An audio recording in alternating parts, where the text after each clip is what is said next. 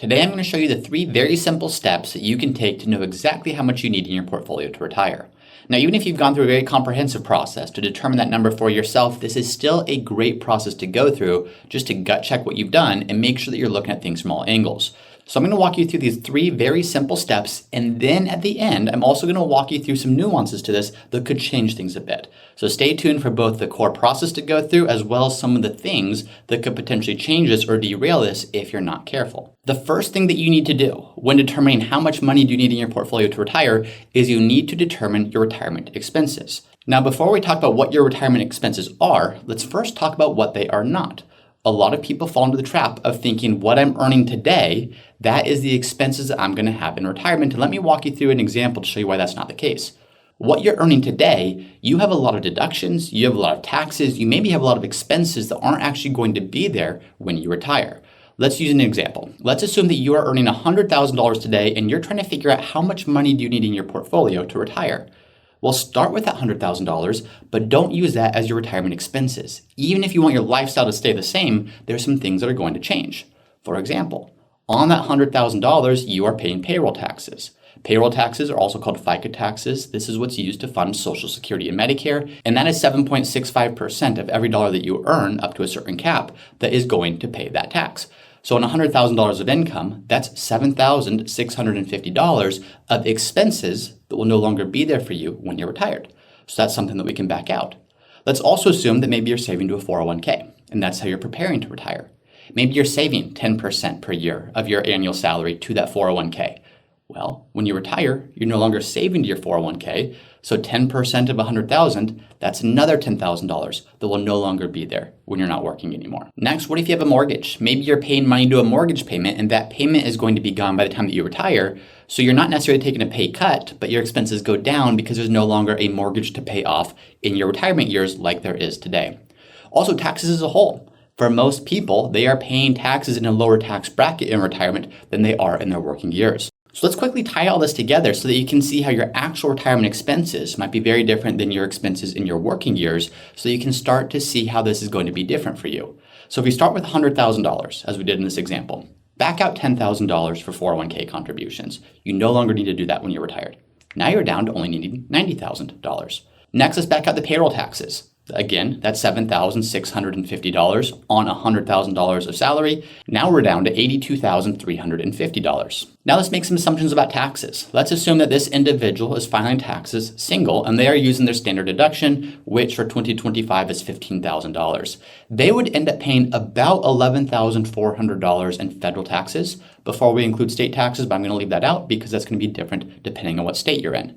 And again, what we're trying to do here is we're trying to say for this individual that's earning $100,000 in their working years, what are they actually spending after taxes are taken out, after 401k contributions are taken out, after mortgage is taken out, so that we can see what number needs to be replaced in their retirement years. So if we back out that roughly $11,400 in assumed federal income taxes for this individual, now they're closer to about $71,000 of expenses that they have. Next, let's assume that their mortgage is paid off, and let's assume that they're paying $1,500 per month in principal and interest payments. Property taxes remain, homeowners insurance remains, but let's assume that that $1,500 payment was going towards principal and interest. Well, if you remove that amount, $18,000 per year or $1,500 per month from $71,000, what you actually end up with is $53,000. So what have we done there, just to tie it all together? What we've done is we said for this individual who's trying to figure out how much money do I need in my portfolio to be able to retire, we are starting by asking them how much do you have in expenses? And their expenses are not their income, which is $100,000 today. It's what do they need to replace when they're actually retired, which what we've done is we've narrowed that $100,000 down to $53,000. Now, of course, just because you're retired doesn't necessarily mean you're not going to pay anything in taxes. For the most part, there's probably going to be some taxes. But just to use an example here, if this individual who now needs to replace $53,000 of income, if they have $28,000 per year from Social Security, so a little bit more than $2,000 per month, if they take $10,000 from their traditional IRA and $15,000 from their Roth IRA, that is a total of $53,000, and they would be in a 0% federal income tax bracket. That's due to what's called provisional income with Social Security to determine how much of that is taxable, Plus, obviously, the Roth IRA is not taxed, and then they have the IRA distributions, but that would fall under the standard distribution amount or the standard deduction amount. So that's just a very basic example to illustrate the fact that once you have that $53,000, or once we have your expenses, your actual taxes in retirement are probably going to be far less, in many cases, than they were in your working years. So that's step one, is really determine how much are your expenses going to be in retirement. There's two ways to do this. There's what I'll call a top-down approach, and that's what we just did. Start with a top-level number that you have today. What is your income today, just your gross salary, before any deductions, taxes, etc. Then from there, start pairing off the things that will go away in retirement. Is that payroll taxes? Is that a lessening of your federal tax bill, of your state tax bill? What about mortgage payments? What about retirement savings? What about other expenses that you have today that will no longer be there? Then, of course, you want to add back things in that will be there. Are you going to take more trips? Are you going to do more things that cost money that you're not doing today? So it's simply starting with your top level number today, removing what's going to go away, and adding back in what's going to be there in retirement that isn't necessarily there today. That's a top-down approach. It's going to be very simple. You can probably do that in just a matter of a few minutes, and it's for the most part going to be approximately correct. A more detailed way, but a much more intensive and involved way, is the bottom-up approach. The bottom-up approach says, what is every single thing that you're going to spend money on? Groceries, utilities, your gas bill, your travel, all these things, add them up line by line to see not every single transaction, but every single category. What do you estimate you're going to spend? And you total those numbers up to get to the number that you think you're going to spend in retirement. I recommend both. I recommend both because I see people doing the bottom-up approach, and what tends to happen is they miss a lot of things. They say, okay, yeah, I'm going to retire. I might spend $4,000 per month in retirement because they add up what they can think of off the top of their head. But then I say, what is your income today?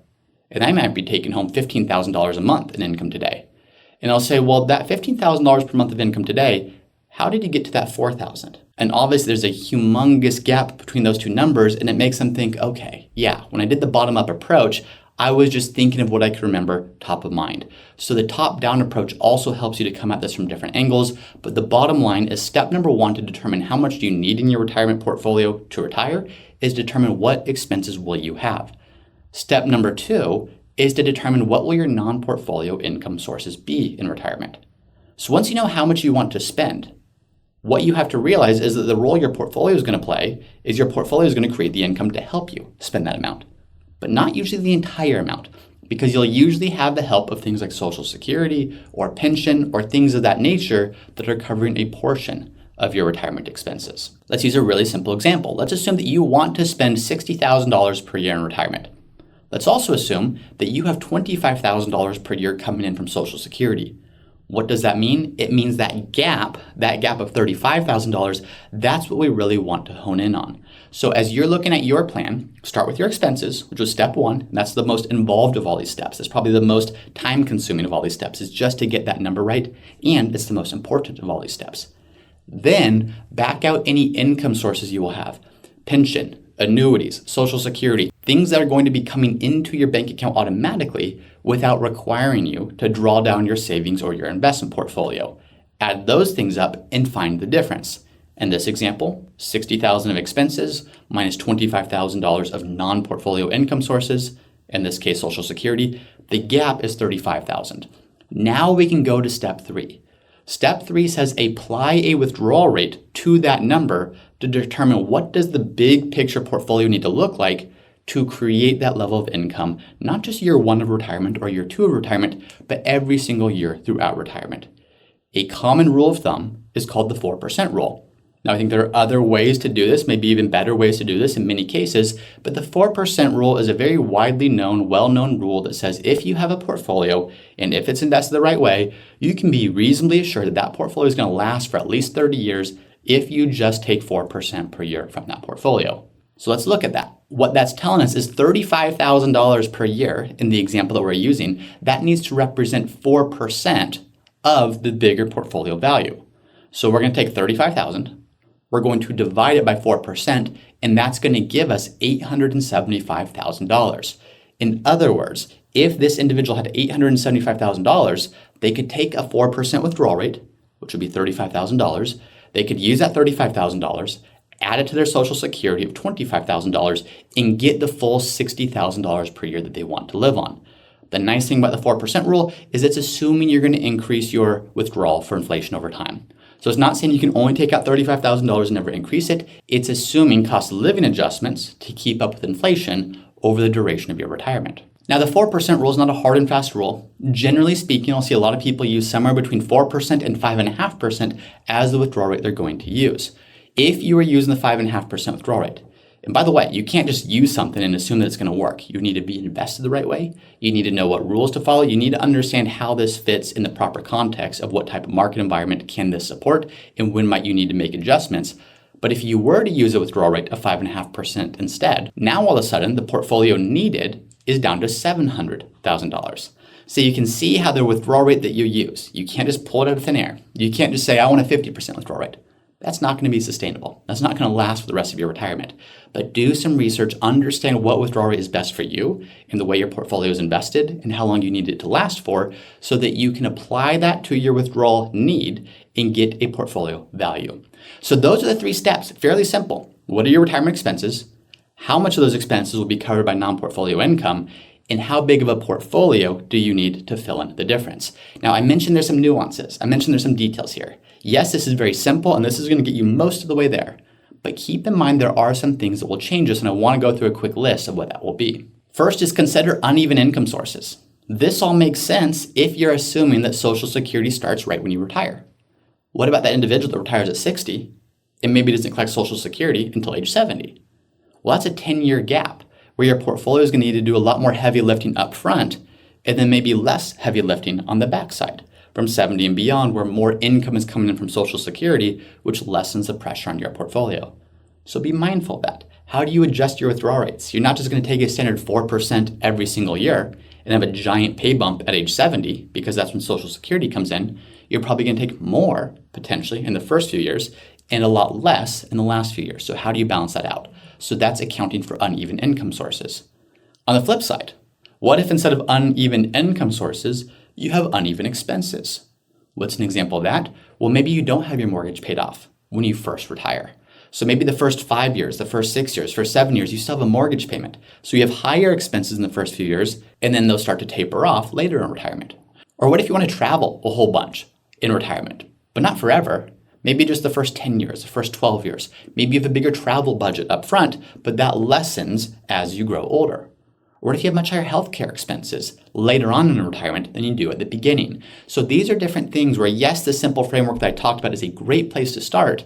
You have to account for the fact that typically your expenses aren't the exact same, adjusted for inflation, throughout retirement.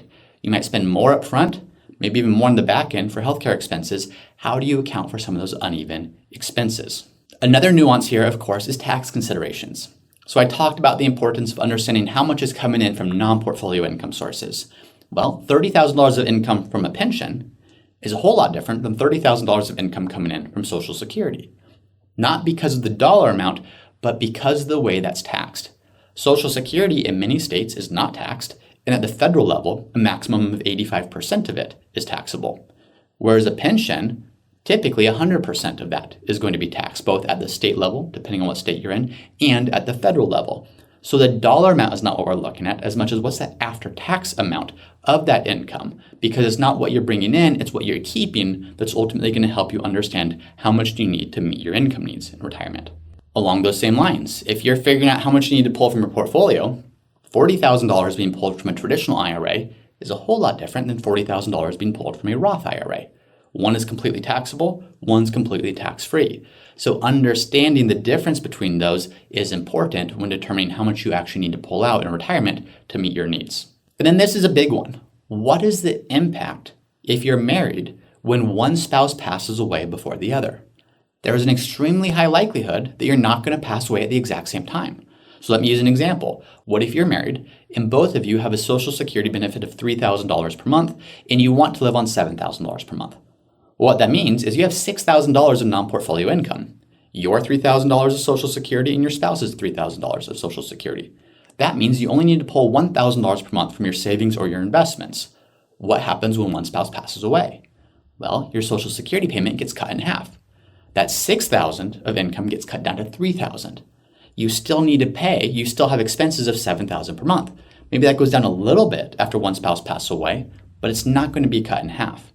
And what you see is all of a sudden the difference between what's coming in non-portfolio income sources and your actual expenses, it goes from $1,000 per month to $4,000 per month. It goes up 4 times, which theoretically means the portfolio value you would need to support each of those withdrawal rates increases by 400% as well. So how can you account for this on the front end? How can you account for the fact that, yes, we want to be able to support our needs, but understand or be prepared for the impact of one spouse predeceasing the other to say, what would you do in that instance to replace the lost income? So as I hope you can see here, retirement planning doesn't need to be incredibly complicated at the outset. You should be able to get a good sense of how much you need in your portfolio to retire based upon just a few key pieces of information. What are your retirement expenses? How much will you have in non-portfolio income sources? And what size does your portfolio need to be to fill in the difference? Understanding that is going to get you most of the way there. Because once you have this plan in place, both the core plan to understand some of these details, as well as an understanding of some of the nuances, some of the contingencies that might exist, you can go into retirement with a lot of confidence, knowing that you have a plan in place to support what you want to do. Root Financial has not provided any compensation for and does not influence the content of any testimonials and endorsements shown. Any testimonials and endorsements shown have been invited, have been shared with each individual's permission, and are not necessarily representative of the experience of other clients. To our knowledge, no other conflicts of interest exist regarding these testimonials and endorsements. Once again, I'm James Knoll, founder of Root Financial, and if you're interested in seeing how we help our clients at Root Financial get the most out of life with their money, be sure to visit us at www.rootfinancialpartners.com.